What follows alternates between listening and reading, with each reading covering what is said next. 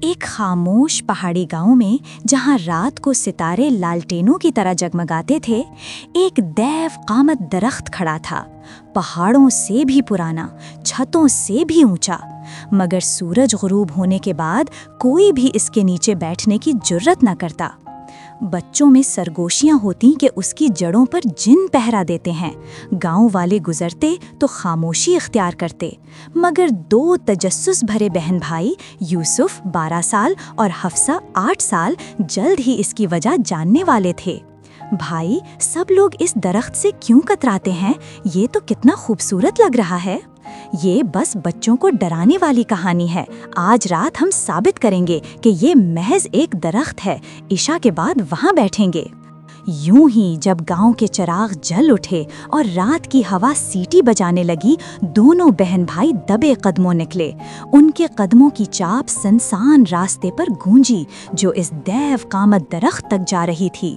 درخت ان پر جھکا ہوا تھا، شاخیں دیو کے بازوؤں کی مانند مڑی ہوئی، پتے سرسرا رہے تھے، حالانکہ ہوا بالکل ساکت تھی۔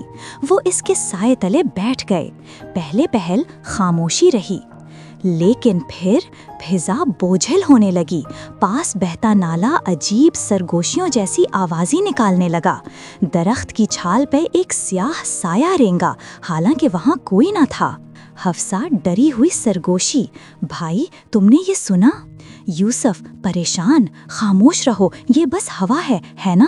اچانک چر چر جڑیں کانپ اٹھیں، زمین پھٹنے لگی، تنے کے اندر سے 2 دہکتی آنکھیں ابھریں، ہوا میں دھاڑ گونجی۔ یہ جگہ تمہارے لیے نہیں، نکل جاؤ۔ شاخیں پنجوں کی طرح جھک کر ان کا راستہ روکنے لگیں۔ حفصہ نے یوسف کا بازو مضبوطی سے پکڑ لیا، سائے مڑ کر لمبی ڈراؤنی شکلوں میں بدلنے لگے۔ حفصہ روتے ہوئے، یوسف ہمیں نہیں آنا چاہیے تھا۔ یوسف لرزتی آواز، تم ٹھیک کہہ رہی ہو، مگر نکلیں کیسے؟ خوف نے ان کے دل جکڑ لیے، لیکن یوسف کو اپنے والد کی نصیحت یاد آئی، جب خوف تمہیں گھیر لے تو اللہ کو پکارو۔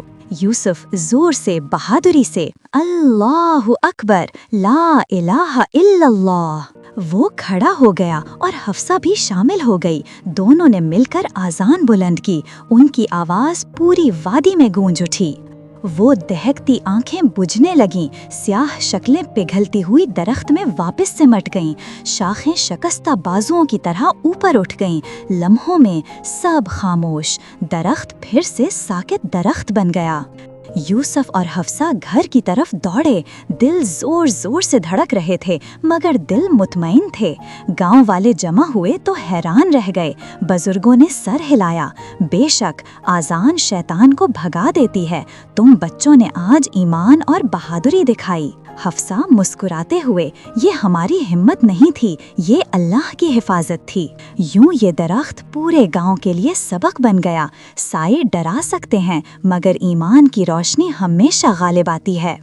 پیارے بچوں، جب خوف تمہیں گھیر لے تو اللہ کو یاد کرو، اس کے کلام کی تلاوت کرو، اور تم کبھی اکیلے نہ رہو گے۔ ہمارے پیارے نبی کریم صلی اللہ علیہ وسلم نے فرمایا، جب آذان دی جاتی ہے تو شیطان بھاگ کھڑا ہوتا ہے۔ اور ہاں، مزید خوبصورت اسلامی کہانیوں کے لیے لائک، شیئر اور سبسکرائب کرنا مت بھولیے۔